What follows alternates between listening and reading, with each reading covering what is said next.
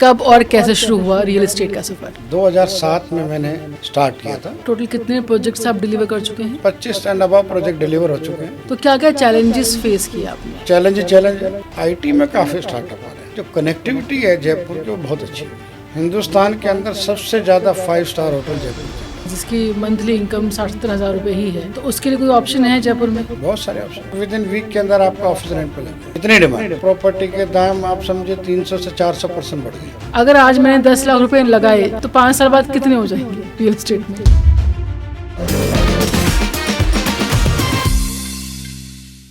नमस्कार, स्वागत है आपका द श्वेता शो में।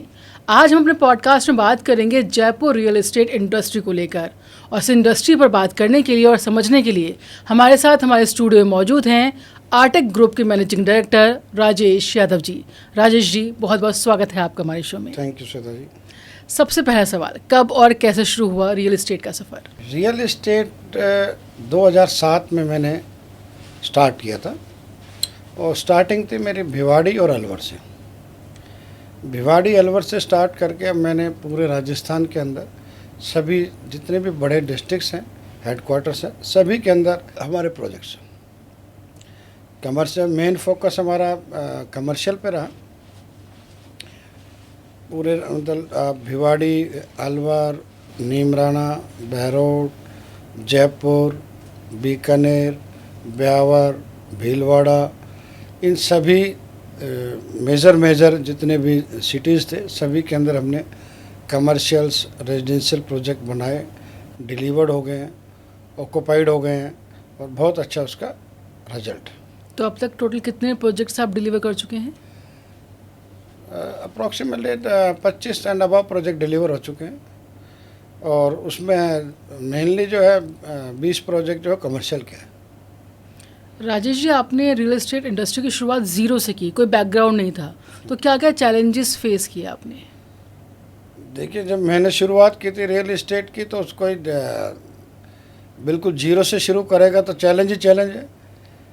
फाइनेंस का चैलेंज है, नॉलेज का चैलेंज है, कैसे आगे बढ़ना है, चैलेंज ही चैलेंज थे। बट वो सब चैलेंज टाइम के हिसाब से मैच्योर होते चले गए, आगे बढ़ते चले गए। तो चैलेंज तो था ही सब कुछ। जिस आदमी को मालूम नहीं हो कि बिल्डिंग बनेगी कैसे, बिल्डिंग में टेनेंट कैसे आएगा, किसको लीज पे दिया जाएगा, बायर कौन होगा, तो चैलेंज तो मोटा था। बट टाइम के हिसाब से जो है वो सब चीज़ें मैच्योर होती चली गई। सबसे बड़ा हेल्पिंग हैंड क्या रहा आपके लिए, कि आपको लगा कि यार ये हेल्पिंग हैंड मुझे मिल गया और ये इसने लाइफ बदल दी? हेल्पिंग हैंड मीन्स, देखिए, ये तो टाइम के हिसाब से आपको आदमी मिलते रहते हैं। कुछ किसी स्टेज पे आदमी आया, वो मिला, वो आपको कुछ अच्छा गाइड कर गया, उसके बाद नेक्स्ट स्टेप पे कोई मिला, और नेक्स्ट स्टेप पे कोई मिला। तो हेल्पिंग हैंड्स मीन्स तो यही है कि कोई ना कोई टाइम जैसे जैसे आप बढ़ते रहते हो आगे, कोई ना कोई आपके पास नया चेहरा आता रहता है। सीखना तो आपने है उससे। पहला प्रोजेक्ट कौन सा था आपका? पहला प्रोजेक्ट हमारा कैपिटल मॉल भिवाड़ी। ओके। उसके बाद हमने अलवर में शुरू किया, क्रॉस पॉइंट मॉल अलवर। उसके बाद तो फिर स्टार्टिंग लगी रही, फिर Capital Galleria Bhiwadi, Capital High Street Bhiwadi, Capital Green Bhiwadi, Capital Arcadia Bhiwadi, Alwar में Cross Point Mall, Capital Galleria Alwar, एक अफोर्डेबल हाउसिंग बनाया अलवर के अंदर, एक टाउनशिप है। नीमराना के अंदर कमर्शियल है, बहरोड के अंदर कमर्शियल है। जयपुर के अंदर अपने पास कई सारे प्रोजेक्ट्स हैं। जयपुर के अंदर एक बड़ी सुपरहिट प्रॉपर्टी है, capital High street Jaipur. Okay. उस बिल्डिंग के अंदर जगतपुरा के अंदर है, मेन 200 फीट वाइड रोड पे। उस बिल्डिंग की खासियत है, उसके अंदर 250 रेस्टोरेंट खुले हुए हैं। ओके। 250 रेस्टोरेंट हैं, और वो बिल्डिंग ऐसी जो 24 आवर्स चलती है। ओके। उस बिल्डिंग का अगर जयपुर में कोई आदमी अगर बिल्डिंग का नाम लेता है तो कैपिटल हाई स्ट्रीट का ज़रूर लेता है। ऐसा कोई ब्रांड नहीं है वहाँ पे फूड्स का जो उसके अंदर कैपिटल हाई स्ट्रीट जगतपुरा के अंदर अवेलेबल ना हो। अच्छा, मैंने आर्टेक के बारे में कुछ पढ़ा, तो उसमें था कि 18 साल से ऊपर की लेगेसी है आपकी, 25 से ज़्यादा प्रोजेक्ट आप डिलीवर कर चुके हैं। लाइफ में सबसे ज़्यादा मिस्टेक्स आपने कौन से प्रोजेक्ट में लेकर की, जिसको लेकर आपको लगा कि ये गलतियाँ होंगी मेरे से? ऐसी कौन कौन सी मिस्टेक्स की आपने? देखिए, हर प्रोजेक्ट में कोई ना कोई मिस्टेक होती है। आप कोई भी प्रोजेक्ट करते हैं उसमें मिस्टेक ज़रूर छोड़ते हो, तो उस मिस्टेक को नेक्स्ट प्रोजेक्ट में ठीक करते हैं कि इसमें गड़बड़ की थी, नेक्स्ट ठीक करेंगे इसको। हर प्रोजेक्ट में कुछ ना कुछ ज़रूर छूटता है, कुछ ना कुछ सीखने को मिलता है कि इस प्रोजेक्ट में अपने अगर इस तरीके से करते तो बेटर हो सकता था। नेक्स्ट प्रोजेक्ट जब लेके आते हैं तो उसमें उस प्रोजेक्ट को उस हिसाब से सब रेक्टिफाइड कर लेते हैं। गलती हर प्रोजेक्ट में होती है। अभी भी होती हैं? हाँ, अभी भी होती है। अच्छा, लोग जयपुर में क्यों इन्वेस्ट करें? देखिए, जयपुर एक जो सिटी है, उस सिटी का जो कल्चर, उसका एनवायरनमेंट और वहाँ के लोगों की जो सोच है वो एक मेट्रो सिटी से डिफरेंट है। ओके। दूसरा, एक तो सबसे बड़ा रीज़न है कि जयपुर जो है, राजस्थान जो है, क्षेत्रफल के हिसाब से बहुत बड़ा एरिया है और हर आदमी की एक ख्वाहिश होती है कि वो जयपुर जाकर शिफ्ट करे आफ्टर रिटायरमेंट, या जैसे लोगों के पास समृद्ध होता है कि पैसे का, जयपुर से ज़रूर आना चाहता है। दूसरा, जयपुर की मार्केट कभी बहुत सुपर फास्ट नहीं भागती। जयपुर की मार्केट हमेशा दौड़ती रहती है, लेकिन वो सुपर फास्ट नहीं दौड़ती। आपको कभी ऐसा नहीं महसूस नहीं होगा कि यार मेरा प्रोडक्ट जो है सेल नहीं हो रहा। जैसे मेट्रो सिटीज़ में होता है कि एक बार भागते हैं फिर एकदम वापस गिरते हैं, वो जयपुर की सिचुएशन नहीं है। जयपुर के अंदर मतलब रेगुलर बेसिस पे बिजनेस चलता रहता है। दूसरा, राजस्थान के कल्चर में, क्योंकि वैसे तो पूरे हिंदुस्तान में कोई गवर्नमेंट जॉब में तो काफ़ी दिक्कत है ही, तो न्यू एंटरप्रेनर काफ़ी आ रहा है। जो आजकल क्या है कि पेरेंट्स जो है 10-20 लाख रुपए बच्चों के ऊपर जो है बिजनेस करने के लिए, खर्च करने के लिए, स्टार्टअप के लिए बहुत एग्रेसिवली है। तो उससे अपनी जितनी भी कमर्शियल बिल्डिंग है उनके अंदर सबसे अच्छा बड़ा फ़ायदा यही हो रहा है कि अच्छे जो स्टार्टअप आ रहे हैं। फूड्स में हैं, आईटी में काफ़ी स्टार्टअप आ रहे हैं। अभी हाल फिलहाल में मेरे ख्याल से हमने कम से कम भी नहीं तो 40,000 स्क्वायर फीट एक महीने के अंदर में रेंट पे दिया आईटीज़ के लिए। और बड़े नहीं हैं, 2,000 square feet, 3,000 square feet, 6,000 square feet, 4,000 square feet, इस तरीके से स्मॉल जो है आईटीज़ कंपनियां काफ़ी हैं। जो क्या इंटरनेशनल इन्वेस्टर्स भी आ रहे हैं जयपुर में? इंटरनेशनल इन्वेस्टर तो नहीं कह सकते ऐसा कि इंटरनेशनल इन्वेस्टर कोई बाहर से कोई कंपनी आके इन्वेस्ट करे, ऐसा तो नहीं है। मतलब वहीं की जो डेवलपर है जो वही काम कर रहे हैं। ओके। अच्छा राजेश जी, एक और आर्टिकल मैंने पढ़ा था, इसमें ये था कि after Covid Jaipur real estate में बहुत बूम आया है। तो बिफोर कोविड और आफ्टर कोविड क्या डिफरेंस आप फील करते हैं? देखिए, बिफोर कोविड और आफ्टर कोविड में बहुत बड़ा फ़र्क है। आफ्टर कोविड जो है प्रॉपर्टी के दाम आप समझे 300 से 400% बढ़ गए, 300 से 400% बढ़ गए। और अभी भी रेगुलर बेसिस पे प्रॉपर्टी के अंदर उछाल है। दूसरा क्या है कि जो कनेक्टिविटी है जयपुर की वो बहुत अच्छी हुई।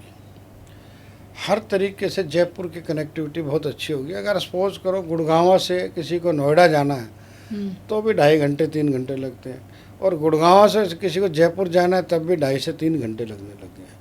नया बॉम्बे एक्सप्रेसवे खुल गया, उससे आप जयपुर आप आज की तारीख में 2.5 से 3 घंटे बहुत आराम से, बहुत कंफर्ट सिचुएशन पे आप जयपुर पहुंच जाते हैं। अगर आप गुड़गांव से अगर आपको किसी को नोएडा, ग्रेटर नोएडा आना है तो वो मतलब वहाँ उसको पहुंचने में टाइम लगेगा, परेशान होगा। लेकिन जयपुर से गुड़गांव से जयपुर बहुत ईजी है। तो कनेक्टिविटी बहुत अच्छी हो गई है। फ्लाइट्स की कनेक्टिविटी बहुत अच्छी है, बाई रोड कनेक्टिविटी अच्छी है, और 2 मेजर हाईवेज और नए अभी जो है अंडर कंस्ट्रक्शन है, उससे जयपुर की कनेक्टिविटी और बहुत अच्छी हो जाएगी, बहुत ही बहुत अच्छी। दूसरा, जयपुर जो है एक टूरिस्ट प्लेस है, उसके साथ एक डेस्टिनेशन मैरिज का बहुत बड़ा हब बन चुका है। हिंदुस्तान के अंदर सबसे ज़्यादा 5 स्टार होटल जयपुर के अंदर है। आज अगर कोई भी दिल्ली एनसीआर में अगर किसी का बजट अलाउ करता है तो वो शादी जयपुर में करते हैं, क्योंकि उसके साथ उसका रीज़न ये है कि वहाँ पे जयपुर के अंदर वो प्रॉपर्टी डेवलप ही इस तरीके से कि डेस्टिनेशन मैरिज हो सकती हो। नंबर ऑफ़ रूम्स उसके लिए रिक्वायरमेंट थी, number of banquet hall, number of जो रिक्वायरमेंट थी डेस्टिनी मैरिज के लिए उसी को ही तर्ज पे रख के वहाँ पे डेवलपमेंट लोगों ने की है होटल्स की। अच्छा राजेश जी, इन्वेस्टमेंट के पॉइंट ऑफ व्यू से कमर्शियल प्रॉपर्टी में इन्वेस्ट करें या फिर रेजिडेंशियल प्रॉपर्टी में? देखिए, कमर्शियल और रेजिडेंशियल प्रॉपर्टी में कोई डिफरेंस नहीं है, दोनों सेम ही चीज़ है। कमर्शियल प्रॉपर्टी है बेसिकली रोज़गार के लिए। आप 2-3 टाइप की इसके अंदर प्लस पॉइंट है। एक तो है कि जैसे आज आपने को सपोज करो कोई कमर्शियल में इन्वेस्टमेंट करके छोड़ दिया, आपकी प्लानिंग है कि जैसे बच्चे बड़े होंगे तो कोई बिजनेस कर लेंगे। सबसे मेजर तो प्लस पॉइंट ये है, क्योंकि आज गवर्नमेंट में कोई जॉब की कोई अपॉर्चुनिटी को खास नहीं है, तो इसलिए आदमी सोचता है कि जब बच्चे मैच्योर हो जाएंगे तो उनको कोई काम करने के लिए कोई प्लेस तो चाहिए। बिजनेस करना है तो बिजनेस के लिए तो सबसे पहले जगह प्लेस की ज़रूरत है। तो सबसे बड़ा प्लस पॉइंट तो आदमी इसलिए सोच के करता है कि फ्यूचर कैसे ब्राइट होगा। नंबर 2, रेंटल के हिसाब से आफ्टर रिटायरमेंट आपके पास या तो पेंशन होती है या रेंटल होता है, जो आपको 20-30 साल तक आपकी जीवनचर्या को चलाता है। तो कमर्शियल प्रॉपर्टी में रेंटल रेजिडेंशियल के मुकाबले में बहुत ही बेटर है। रेजिडेंशियल में 2-2.5% से ज़्यादा का रेंटल नहीं आता, कमर्शियल में 7-8% की ROI आपकी आराम से इजीली निकल जाती है। ओके। और जो अक्सर लोग कहते हैं कि फ़्लैट लेने, मतलब अगर आप इन्वेस्टमेंट के लिए फ़्लैट ले रहे हैं तो ये अच्छी इन्वेस्टमेंट नहीं है। नहीं, इन्वेस्टमेंट फ्लैट्स की अच्छी है, लेकिन उसमें रेंटल आपको ROI कुछ नहीं है। आपने अगर 1 करोड़ रुपए का मकान लिया तो 1 करोड़ के मकान में आपको 20,000 रुपये से ज़्यादा रेंटल नहीं आएगा, और वो भी आपको जब मकान खाली होगा 2 साल में तो फिर दोबारा आपको कम से कम उसको रेनोवेट कराने में भी जो रेंटल आपने 2 साल में लिया है, 2 साल में 5 लाख का रेंटल लिया है, तो आपको 2 लाख रुपये उस पर रेंट उस पर उसके मेंटेन पे खर्चा करना पड़ेगा। कमर्शियल प्रॉपर्टी के अंदर आपका डे टू डे मेंटेनेंस के अलावा अगर आपका शोरूम अगर वैकेंट हो जाता है तो आपका कोई खर्चा नहीं है उसके अंदर, जो भी टेनेंट आएगा खुद से कराता है। और कमर्शियल प्रॉपर्टी जितनी ज़्यादा पुरानी होती है उतनी ज़्यादा गोल्ड हो जाती है। उसका रीज़न है क्योंकि किसी भी बिल्डिंग के अंदर जैसे जैसे ऑक्यूपेंसी बढ़ती है वैसे वैसे उसकी वैल्यू बढ़ती चली जाती है। अब एक एग्जाम्पल के लिए मैं आपको बताता हूँ, जैसे जयपुर में MI रोड है। MI रोड में अगर किसी भी ब्रांड ने अगर शोरूम खोलना, सबसे पहले कहेगा MI रोड पे खोलो, क्योंकि वो इसलिए करना चाहता है कि वहाँ उसको मालूम है कि वहाँ एश्योर्ड फुटफॉल है, कि वहाँ इतने लोग तो आएंगे ही आएंगे, तो उसका डे 1 से बिजनेस चल जाएगा। तो जैसे ही कमर्शियल प्रॉपर्टी की आप बात कर रहे हैं, हम जैसे हमारी बिल्डिंग्स हैं, जैसे जैसे इनके अंदर ऑक्यूपेंसी आती चली जाती है तो इनके अंदर बिजनेस की एश्योरेंस मिल जाती है। एश्योरेंस मिलने के बाद किसी आदमी को वहाँ पे शोरूम करना, कोई बिज़नेस करना उसके लिए आसान हो जाता है। किसी भी चीज़ के लिए फुटफॉल चाहिए बेसिकली, तो वो फुटफॉल एश्योर्ड हो जाता है जैसे जैसे बिल्डिंग ऑक्यूपाइड होती चली जाती है। अच्छा, कोई मिडिल क्लास फैमिली है जिसकी मंथली इनकम 60-70 हज़ार रुपये ही है, तो उसके लिए कोई ऑप्शन है जयपुर में? बहुत सारे ऑप्शन हैं। देखिए, उसके लिए बहुत सारे ऑप्शन है। एक तो बैंक से आजकल ईजी फंडिंग है। बैंक कमर्शियल और रेजिडेंशियल दोनों के अंदर जो है लोन देता है, प्रोवाइड करता है, तो उससे कुछ मदद मिल जाती है और बड़े आराम से जो है 60-70 लाख रुपए में आप मान के चलना कि जैसे हमने कुछ हमारे पास 500 स्क्वायर फीट की ऑफिस है, 500 स्क्वायर फीट के ऑफिस हम फर्निश्ड करके रेंट पर देते हैं, तो वहाँ से रेंट को तो अप्रॉक्सीमेटली 25,000 रुपये पर मंथ आता है, और वो प्रॉपर्टी हम सेल कर रहे हैं 35 लाख रुपए की, 40 लाख रुपए की, तो बहुत अच्छी रिटर्न है। और बहुत क्योंकि न्यू जितने भी स्टार्टअप है वो बड़ा आराम से ले लेते हैं, क्योंकि हर आदमी ये देखता है कि मेरे को इंटीरियर कॉस्ट बच गई, मेरे को टाइम बच गया, मेरा टाइम और इंटीरियर कॉस्ट दोनों बच जाती है उसको, तो वो आदमी इजीली जो है आपको ready to move property interior के साथ मिल जाती है, तो बहुत इजीली आपको जो है अच्छा रेंटल मिल जाता है। तो 30 से 35 लाख में आपको अपनी खुद की दुकान मिल सकती है जयपुर? हाँ, ऑफिस की बात कर रहा हूँ, तो रेंटल पे आराम से लगा, आराम से बहुत इजीली लगा। अगर आपने ऑफिस को फर्निश कर दिया तो विद इन वीक के अंदर आपका ऑफिस रेंट पे लग जाएगा। ओके, इतनी डिमांड। और जयपुर में कौन कौन सी ऐसी लोकेशन है जहाँ पे आप ये सजेस्ट करेंगे कि कहाँ पर इन्वेस्टमेंट कर सकते हैं? जयपुर में देखिए जो लोकेशन है, बेस्ट लोकेशन है जगतपुरा है, महल रोड। महल रोड एक बहुत अच्छी location, near to airport, international airport. वहाँ पे बहुत अच्छा हब बन रहा है वो अपना, क्योंकि वहाँ पे नई डेवलपमेंट हुई है। नई डेवलपमेंट के अंदर वहाँ पे आईटीज़ भी, नए स्टार्टअप भी, यूनिवर्सिटीज़ वहाँ पे काफ़ी है। एजुकेशन का हब भी जो है प्रताप नगर एक एरिया है, वो बहुत वो अपना जगतपुरा में एक बहुत बड़ा एरिया जो कि गवर्नमेंट ने एजुकेशन हब बनाया। तो वो इसके इन्वेस्टमेंट के लिए, ऑफिस के इन्वेस्टमेंट के लिए, शोरूम के इन्वेस्टमेंट के लिए, क्योंकि वहाँ पे बहुत अच्छी जेंट्री आ गई है। वो अच्छी है, कैपिटल हाई स्ट्रीट के नाम से प्रोजेक्ट है, वो अच्छी इन्वेस्टमेंट है। दूसरा, वैशाली के अंदर एक बहुत बड़ी प्रॉपर्टी है अपने पास, कैपिटल गलेरिया। उसमें भी क्या है कि वैशाली जो है जयपुर का सबसे पॉश एरिया है। सबसे पॉश एरिया, सबसे पॉश जेंट्री रहती है। कनेक्टिविटी वैशाली उसकी बहुत अच्छी है, क्योंकि अजमेर रोड से कनेक्टिविटी है। दिल्ली से अजमेर जो रोड है, वो जो लाइफ लाइन है अपनी हिंदुस्तान की, उससे कनेक्टिविटी है। और गवर्नमेंट भी कुछ सपोर्ट कर रही है जयपुर रियल एस्टेट में? गवर्नमेंट तो टाइम टू टाइम सपोर्ट करती रहती है, जो बेस्ट से बेस्ट एफर्ट्स होते हैं कुछ ना कुछ करते रहते हैं। बाकी तो डेवलपर नहीं करना पड़ता गवर्नमेंट, क्योंकि प्राइवेट किसी की बिजनेस में तो गवर्नमेंट एंटर करते नहीं है। बट कुछ पॉलिसीज़ होती है, कोई पॉलिसीज अगर आप सजेस्ट करते हो गवर्नमेंट को तो उसको एक्सेप्ट कर लेती है। अगर कस्टमर के फेवर में है, गवर्नमेंट के फेवर में, जिससे किसी का कोई लॉस नहीं हो रहा, तो एक्सेप्ट कर लेती है। थर्ड, एक प्रॉपर्टी बहुत अच्छी है न्यू सांगानेर रोड, जो एयरपोर्ट के बिल्कुल पास में है, और एशिया की सबसे बड़ी टाउनशिप बोलते हैं मानसरोवर, सिंगल लार्जेस्ट एशिया की। वहाँ पे 200 फीट वाइड रोड पे बहुत अच्छी सुंदर प्रॉपर्टी है, एम्पोरियो के नाम से, आर्टेक एम्पोरियो। वो बहुत अच्छी इन्वेस्टमेंट है। फिर उसके बाद अजमेर रोड के ऊपर एक बहुत अच्छी टाउनशिप डेवलप की है हमने 40 बीघा के अंदर। अजमेर रोड की क्वालिटी है, अजमेर राजस्थान का 80% फर्टाइल एरिया वो अजमेर रोड से कनेक्ट है।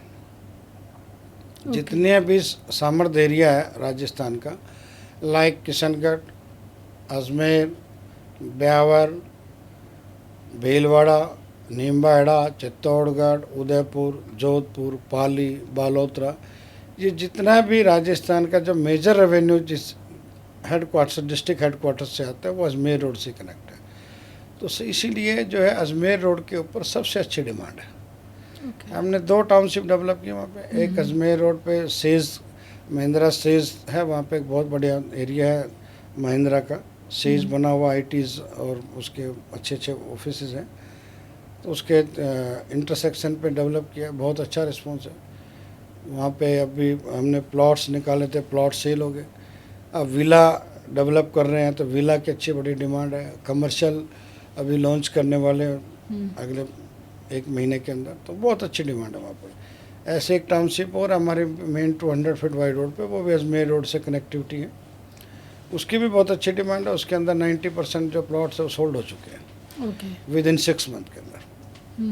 तो अजमेर रोड सबसे मतलब हेल्दी और पावरफुल रोड है, जो कि हॉट प्रॉपर्टी है।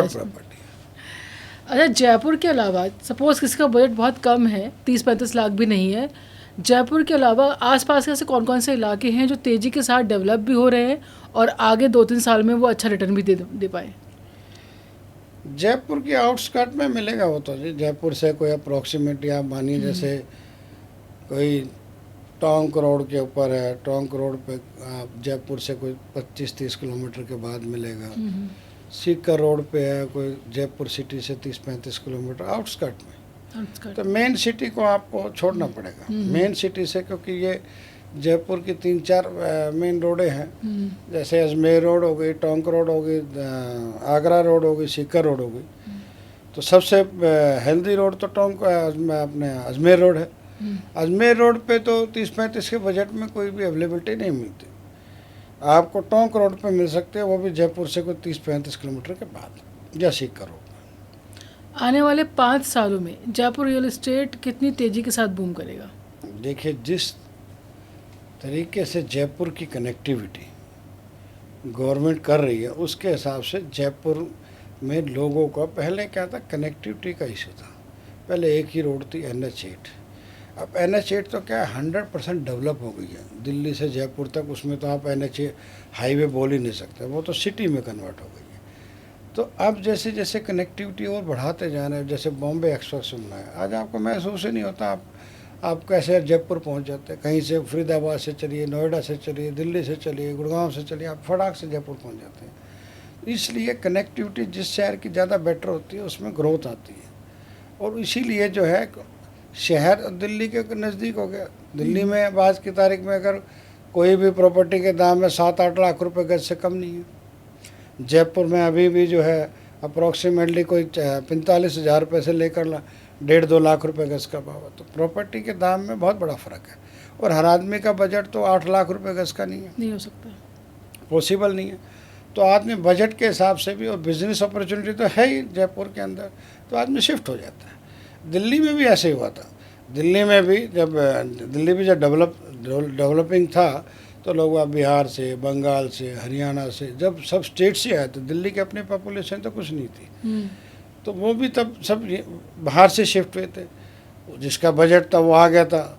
अब ऐसे ही यहाँ से लोग बाग अब सेल करके, दिल्ली से, गुड़गांव से प्रॉपर्टी को सेल करके, आदमी के पास 300 गज का मकान है दिल्ली के अंदर, वो 300 गज का मकान 30 करोड़ रुपए का है, 40 करोड़ रुपए का। तो आदमी देखता है कि मैं जयपुर में जाके शिफ्ट कर लेते हैं, तो 500 गज का मकान आपको जो है बहुत अच्छा मकान 5 करोड़ रुपए का मिल जाएगा, तब भी उसके पास 20 करोड़ रुपए की सेविंग हो जाती है। तो बहुत सारे इश्यूज होते हैं जो 60 साल के बाद आदमी कंसोलिडेट जब करने लगता है तो उसको महसूस होता है कि अब काफ़ी कुछ कर लिया है, अब ऐसा किया जाए कि दिल्ली से बाहर निकल जाए।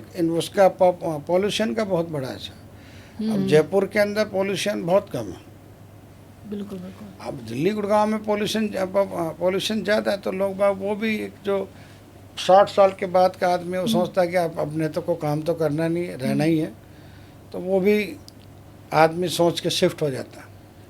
तो क्या आपको लगता है कि आने वाले कितने सालों में दिल्ली NCR के रियल एस्टेट को टक्कर दे पाएगा जयपुर रियल एस्टेट? देखिए, टक्कर देने का मतलब है कि देखिए हर जगह की डिमांड है। अब दिल्ली सबसे पहले डेवलप हुआ था, ठीक है, अब इसलिए वहाँ पे दाम ज़्यादा है। दिल्ली के बाद गुड़गांव, नोएडा, सोनीपत। अब गुड़गांव क्योंकि IT हब बन गया था, तो गुड़गांव में प्राइसेस ज़्यादा बढ़ गए। नोएडा के प्राइसेस कम अप्रिसिएशन हो जितना गुड़गांव में हुआ था, क्योंकि वो हब बन चुका था, तो इसलिए उसकी कनेक्टिविटी अच्छी थी, एयरपोर्ट के बिल्कुल बाजू में था। तो अब जो इस तरीके से देख रहे हैं, तो अब जयपुर में भी आप ये देखें पिछले 3 साल में 400% दाम बढ़े हैं प्रॉपर्टी के। एक प्रॉपर्टी तो ऐसी है जो हमने ही जो है 32-33 हज़ार रुपये गज में खरीदी थी अजमेर रोड पे, वो 1 साल के अंदर वो डबल हो गई है। हम 60 से 65 हज़ार रुपये गज में वहाँ पे प्लॉट सेल कर रहे हैं। तो राजेश जी, अभी आपने बताया कि जयपुर में काफ़ी सारी IT कंपनीज आ रही हैं, तो क्या गुड़गांव के बाद नेक्स्ट IT हब जयपुर बन सकता है? बन सकता है। अगर देखिए उसमें भी हब बनने में कोई ऐसा नहीं, उसका रीजंस है। आज गुड़गांव के अंदर कोई भी कोई भी ऑफिस है अच्छी लोकेशन पे 200-250 रुपये स्क्वायर फीट से कम का रेंटल नहीं है। अब 200-250 स्क्वायर फीट तो हर कंपनी का रेंटल पे नहीं कर सकती, पॉसिबल नहीं है। दूसरा, गुड़गांव की, दिल्ली की जो लाइफ है उसका वो कॉस्टली है, क्योंकि मकान महंगे हैं तो कॉस्टली सभी चीज़ें हो जाती है। सारा तो मकान का खेल है। बिल्कुल भाई, कोई भी अगर मकान का रेंटल ज़्यादा है, ऑफिस का रेंटल ज़्यादा है, तो उसी का हिसाब से सैलरी डिज़ाइन होती है। तो हर कोई कंपनी तो पे नहीं कर सकती। जिसने बिज़नेस करना उसने ये देखना है कि कोई अगर दिल्ली की बजाय जयपुर में अगर ऑफिस शिफ्ट कर लेता है वो, तो उसको मैन पावर की मैन पावर वहाँ सस्ती मिलती है। दिल्ली गुड़गांव के मुकाबले वहाँ पे मैन पावर कॉस्टली नहीं है, कम है, काफ़ी कम है, रेंटल कम है। अगर ये दोनों चीज़ें कम है तो आपको खर्चे आपके कम होंगे, आपकी सैलरी कम कंपनी उसी हिसाब से डिज़ाइन करती है। तो इसी हिसाब से गुड़गांव भी ऐसे डेवलप होता, नोएडा भी ऐसे डेवलप हुआ था, तो जयपुर भी ऐसे ही डेवलप सेम ऐसा डेवलपमेंट का सबका एक ही क्राइटेरिया। पहले मानेसर के अंदर 20 रुपये 25 रुपये फुट के अंदर IT के ऑफिस मिल जाते थे, आज नहीं मिलते, डेवलप हो गया। आज 80 रुपये की डिमांड है, 80-90 रुपये स्क्वायर फीट पे। अब 80-90 रुपये भी देने।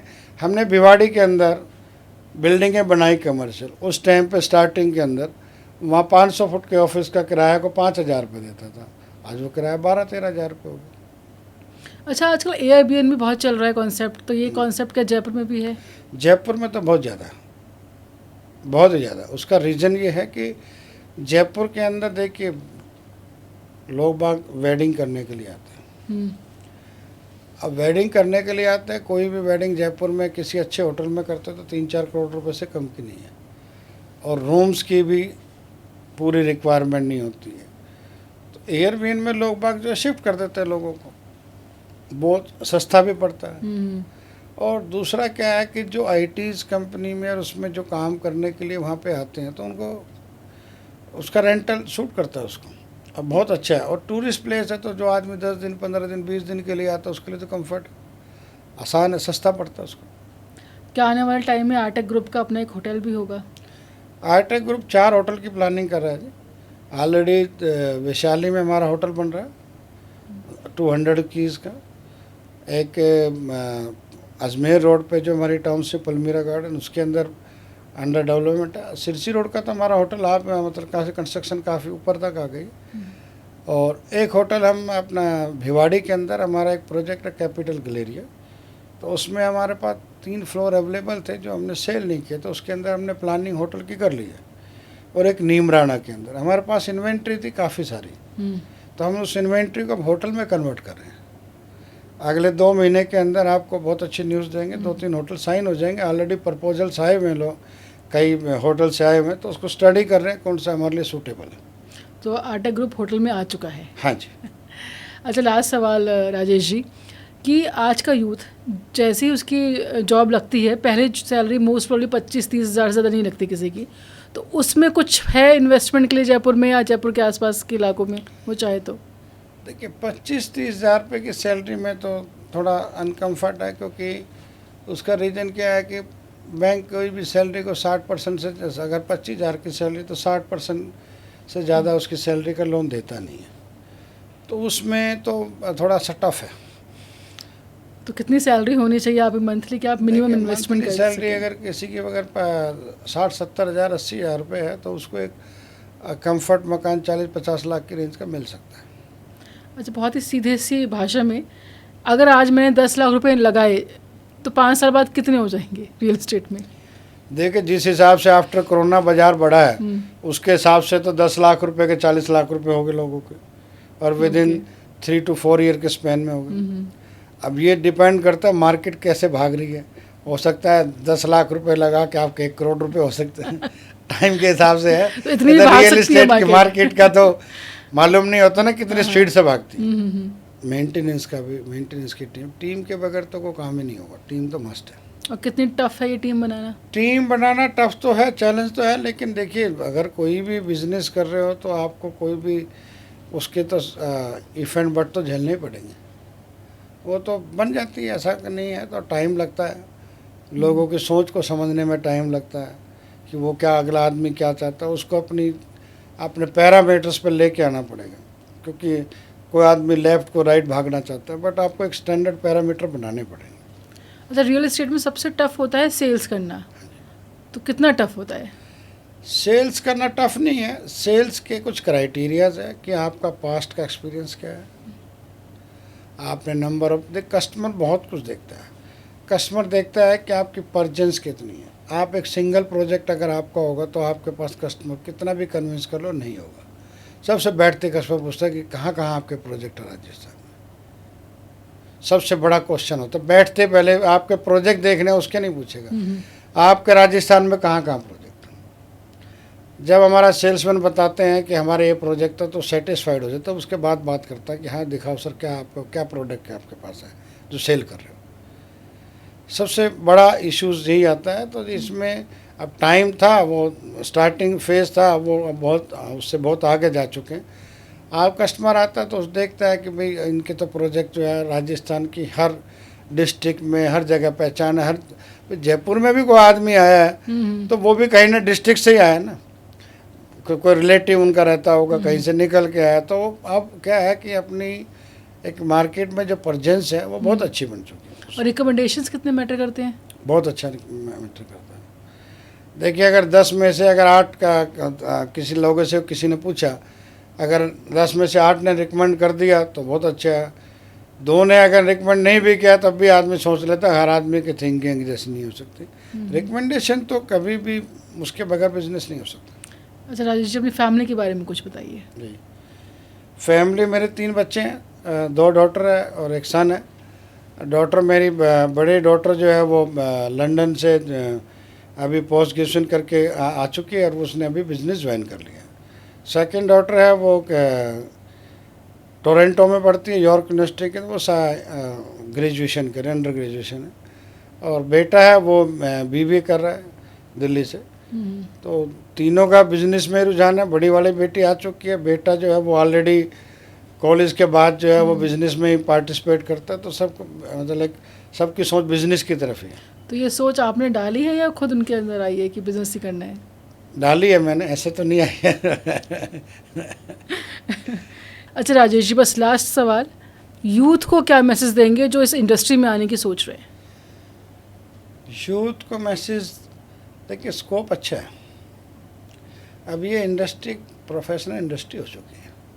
अगर कोई यूथ इस इंडस्ट्री में नया एंटर करना चाहता है तो एक पूरे अच्छे पैरामीटर बना के काम करे तो बहुत अच्छा स्कोप है। देखिए, ये डिमांड कभी कम नहीं हो सकती कोई, क्योंकि आज मतलब मकान जो है वो चाहिए, कमर्शियल आदमी को चाहिए, तो ये डिमांड हमेशा रहेगी। इसमें ऊपर नीचे जरूर चलेगा कि आज अगर महीने में अगर 40 फ्लैट सेल हो जाते हैं तो कभी ऐसा भी होता है 5 भी फ्लैट सेल नहीं होते। वो सर्कमस्टांसेस तो चलते रहेंगे हमेशा। लेकिन अगर कोई यूथ आना चाहे तो बहुत अच्छा, और यूथ आएंगे भी। बगैर यूथ आए तो बिजनेस होना चाहिए। हर आदमी की एक लिमिट है, 60 साल, 70 साल, 75 साल। तो यूथ नहीं आएगा तो इंडस्ट्री बंद हो जाएगी। और ये तो कभी डिमांड कम होनी नहीं, आना चाहिए। और कहते हैं इस इंडस्ट्री में आने के लिए पढ़ने लिखने की भी ज़रूरत नहीं है? नहीं, बगैर पढ़े लिखे कुछ नहीं हो सकता। कितनी इम्पोर्टेंट है, कौन सी वो एजुकेशन टाइम जा लेके आए? चुका, वो टाइम जा चुका। वो पहले टाइम होता था। आज की में तो देखिए, मार्केटिंग करने के लिए पढ़ा लिखा होना जरूरी है।